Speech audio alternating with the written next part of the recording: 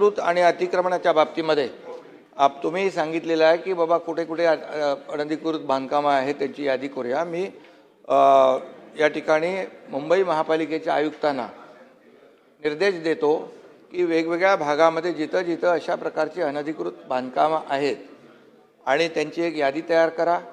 ती अनधिकृत बांधकामं ज्या प्रकारची आहेत त्याचं एक वर्गीकरण आपण करू आणि अनधिकृत बांधकामं जी आहेत ती आपण त्याची यादी करून त्याच्यावर नियमाप्रमाणे कार्यवाही करू।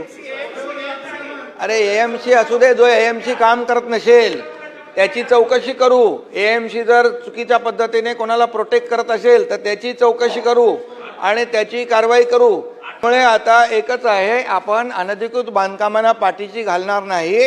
यासाठी जितेंद्र आव्हाडजी आपण क्लस्टर जी का भूमिका घेतली याचं कारणच ते की आतापर्यंत झालं आता त्याला अनधिकृत बांधकामाला फुल स्टॉप लागला पाहिजे। कुठंही आम्ही तर सांगून ठेवले सगळ्या आयुक्तांना, तुम्ही प्लिंथ झाली प्लिंथच तोडून टाका, पुढे वर येताच कामा नये। त्यामुळे बिलकुल अनधिकृत बांधकामांना पाठीशी सरकार घालणार नाही आणि जे कोणी अधिकारी या बाबतीमध्ये पाठीशी घालत असतील तर त्यांची चौकशी करून कारवाई केली जाईल।